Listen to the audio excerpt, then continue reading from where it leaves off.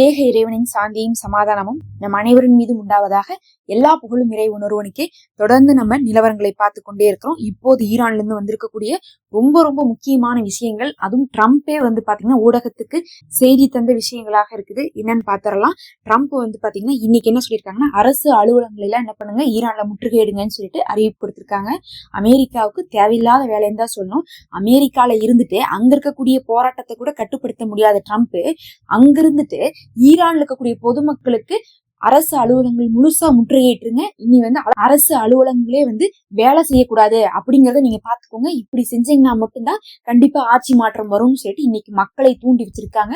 இது பாத்தீங்கன்னா வேற லெவல்ல பிரச்சனை போயிட்டு இருக்கு. இதுவரையும் ரோட்ல இறங்கி சண்டை போட்டு இருந்தாங்க, தீய வச்சு எரிச்சிட்டு இருந்தாங்க, அங்க நிறைய பேர் இறந்துட்டாங்க. கணக்கெல்லாம் கேட்டீங்கன்னா மிரண்டு போயிருவீங்க. அவ்வளோ பாத்தீங்கன்னா ஆயிரக்கணக்கான மக்கள் இப்ப பாத்தீங்கன்னா இந்த 15 நாள்ல இறந்திருக்காங்க.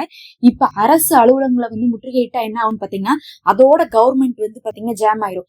அதுக்கான அறிவிப்பை ட்ரம்ப் ஒரு பக்கம் கொடுத்துட்டாரு. இது கொடுத்தோன்னுமே பாத்தீங்கன்னா நிலைமை கொஞ்சம் பரபரப்பாயிருச்சு. இன்னைக்கு நீங்க நியூஸ் பாத்தீங்கன்னா கூட தெரியும், தமிழ் நியூஸ்ல கூட ஈரானுடைய நிலவரம் தான் காமிச்சிருக்காங்க. இதை கொடுத்துட்டு போட்டு இவர் என்ன பண்ணிருக்காரு, இவர் ஃபிளைட் டிராவல்ல இருந்திருக்காரு. பிளைட்ல இருந்து இறங்கி போகும்போது அவரை வழிமறிச்சு அங்க இருக்கக்கூடிய ஊடகவியலாளர்கள் கேக்குறாங்க, இப்ப நீங்க இப்படி அறிவிப்பு கொடுத்துட்டு இருக்கீங்க, உடனே ஈரான் என்ன சொல்றாங்க, அமெரிக்கா இந்த விஷயத்துல தலையிட்டாவோ இல்ல ஈரானை தாக்குனாவோ அமெரிக்காவுடைய நிலையங்களை தாக்குவோம்னு சொல்றாங்களே, இது நமக்கு தேவையா அப்படின்னு கேட்டதுக்கு அதுக்கு ட்ரம்ப் நக்கலா என்ன சொல்லிட்டாருன்னா, இப்படிதான் அந்த 12 நாள் போர் நடக்கும் போதோ கடைசியா நாங்க B2 பாம்பரை போய் போட்டோம், ஈரான் நம்மளை அடிச்சாங்களா, அடிக்கல இல்ல, அந்த மாதிரி இது சும்மா வாயில தான் சொல்றாங்க, அடிக்க மாட்டாங்க, அமெரிக்காவுடைய நிலையங்களை ஈரான் கை வைக்க மாட்டாங்க, அதனால நம்ம என்ன வேணா செய்யலாம் அப்படின்னு சொல்லியிருக்காங்க. அப்படின்னா என்ன அர்த்தம்னா, அமெரிக்கா இந்த தடவை துணிஞ்சு ஈரான் அடிக்கிறதுக்கு தயாராயிருச்சு அப்படிங்கறதுதான் அவரு அது மூலமா சொல்றாரு. அடுத்து கொஞ்ச நேரத்திலேயே பாத்தீங்கன்னா இன்னொரு ஊடகத்துக்கு அவர் என்ன தகவல் கொடுத்திருக்காருன்னா, நீங்க என்ன செய்ய போறீங்க, ஏன்னா ஒரு பக்கம் மக்களை முற்றுகையிட சொல்லிட்டீங்க, கவர்மெண்ட் ஆபீஸ் எல்லாம் முற்றுகையிட சொல்லிட்டீங்க ஈரான் மக்களை, இனி உங்க வேலை என்ன, ஈரான் மக்களை காப்பாத்த போறோம்னு சொல்றீங்க, மத்திய கிழக்குல அந்த மக்கள் கஷ்டப்படுறாங்கன்னு சொல்றீங்க, அமெரிக்கா தலையிடுன்னு சொல்றீங்க, அப்ப எப்படி தலையிடுவீங்கன்னு கேட்டதுக்கு, இன்னும் கொஞ்ச நேரத்துல இன்னைக்கு நாங்க முடிவெடுக்க போறோம், அதுக்கான ஒரு மீட்டிங் போட போறாங்களாமா, ஈரான்ல என்ன செய்ய போறோம்னு சொல்லிட்டு நாங்க முடிவெடுக்க போறோம், நாங்க இந்த தடவை மக்களை, அந்த ஈரான் மக்களை காப்பாற்றுறதுக்காவது ஆட்சி மாற்றம் கொண்டு வருவோம்னு சொல்லிட்டு இன்னைக்கு ட்ரம்ப் அறிவிச்சிருக்காரு. இந்த செய்திகள் எல்லாம் பாத்தீங்கன்னா ஈரானுடைய கவர்மெண்ட் இன்னும் தூண்டுவிக்கிற மாதிரி இருக்குது. இந்த சமயத்துல அங்க இருக்கக்கூடிய பக்லவி, அதாவது ஷா வம்சத்துடைய கடைசி மன்னராக இருந்துட்டு இருக்கக்கூடிய அந்த ஆள் என்ன பேசி வச்சிருக்காருன்னு பார்த்தா, அவருக்கு என்னன்னா அவரு ஆட்சி செய்யணும் ஈரானை அப்படின்னு தான் பாத்துட்டு இருக்காரு. கோமேனி எப்படியாவது வீட்டுக்கு அமுச்சு வச்சிடலான்னு பாத்துட்டு இருக்கறனால இன்னைக்கு என்ன பண்ணிருக்காருன்னா, அவரு ஊடகத்துல தோன்றி அவர் தொடர்ச்சியா ஊடகத்துக்கு ஏதாவது பேட்டி அளிச்சுட்டு தான் இருப்பாரு.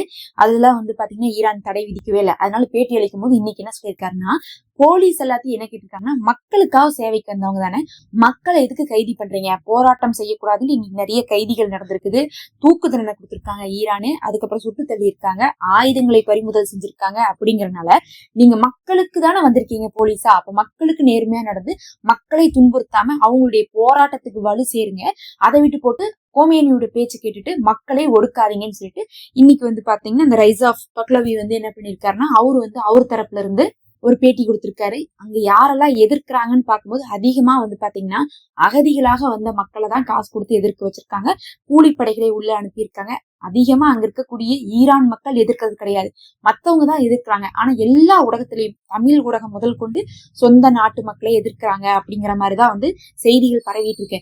அங்க ஒரு 1000 பேர் இருந்தா இங்கிருந்து ஒரு 1000 பேர்த்த உள்ள அனுப்பிச்சு விட்டு எதிர்க்கிறதுனால ஒரு பெரிய கூட்டமா அங்க தெரிஞ்சிட்டு இருக்குது பாக்குறதுக்கு. அவங்களெல்லாம் தூண்டு வைக்கிற மாதிரி இப்படி ஒரு விஷயமும் வந்துட்டு இருக்கு. இப்போ ஒட்டுமொத்தமா அமெரிக்காவும் சரி, அங்க இருக்கக்கூடிய அந்த ஷா ஃபேமிலியும் சரி, கோமேனியுடைய ஆட்சியை அப்படியே முடக்கிறதுக்காக ரொம்ப நெருக்கடி கொடுத்துட்டு இருக்காங்க. இதுல ட்ரம்ப் வேற நாங்க முடிவெடுக்க போறோம் அப்படின்னு இருக்காங்க. எங்களுக்கு இதுக்கு சம்பந்தம் இல்ல, நாங்க அந்த மக்களுக்காக தான் பேசுறோம்னு சொல்லல, நாங்க முடிவெடுக்க போறோம்னு சொல்லியிருக்கறனால இது ஒரு பெரும் பரபரப்பை ஏற்படுத்திருக்கு. எப்பயுமே இந்த மாதிரிதான் முடிவெடுத்து என்ன பண்ணுவாங்கன்னா, ஒன்னா நேரமா காலங்காத்தால போய் தாக்குதல் செஞ்சுட்டு வந்துருவாங்க, இல்ல இரவோட இரவா போய் தாக்குதல் செஞ்சுட்டு வந்துருவாங்க. இதுல வேற வெள்ளிக்கிழமை வேற வருது, இவங்களுக்கு எப்ப பார்த்தாலும் ஈரான் அடிக்கணும்னா வெள்ளிக்கிழமை அடிக்கிறது அப்படிங்கிறது பாத்தீங்கன்னா இஸ்ரேலுடைய அமெரிக்காவுடைய ஒரு பழக்கமா இருந்துட்டு இருக்குது. ஆய்வாளர்களும் மாத்தி மாத்தி கருத்துக்கள் சொல்லிட்டு இருக்காங்க. சிலர் ஈரானை அமெரிக்கா பயப்படுத்துறாங்க ஆனா அடிக்க மாட்டாங்கிறாங்க. சிலர் இல்ல இந்த தடவை ஈரானுக்கு உள்நாட்டு பிரச்சனை இருக்கிறதுனால இதை யூஸ் பண்ணிப்பாங்க அமெரிக்கா அப்படிங்கிற மாதிரியும் சொல்றதுனால ட்ரம்ப் என்ன முடிவெடுப்பாரு அவர் ஏற்கனவே தப்பாதான் முடிவு எடுத்துட்டு இருக்காரு அப்படிங்கறதுனால ஈரானை தாக்கிருமோ அமெரிக்கா அப்படிங்கக்கூடிய ஒரு பெரும் அச்சத்தை கொடுத்திருக்கு. பொறுத்திருந்து பார்க்கலாம். என்ன ஒரு தகவல் அந்த நேரத்துல வந்தாலும் நம்ம உடனுக்குடனே அப்டேட் போடுவோம். மறக்காம சப்ஸ்கிரைப் பண்ணி வச்சுக்கோங்க. இன்னும் ஒரு 10 நாளைக்காவது ஈரானுடைய நிலைமை கொஞ்சம் மோசமா தான் போயிட்டு இருக்கு. எப்படி இருந்தாலும் இந்த IRGC உடைய கோமேனியுடைய ஆட்சி பாத்தீங்கன்னா களையக்கூடாது. அப்படி இருந்தா ஒருவேளை களைஞ்சிருச்சுன்னா மத்திய கிழக்குல முழுக்க முழுக்க அமெரிக்கா இஸ்ரேலுடைய ராஜ்யமாக மாறிடும். நம்ம வெயிட் பண்ணி பார்க்கலாம். அடுத்த வீடியோல சந்திப்போம்.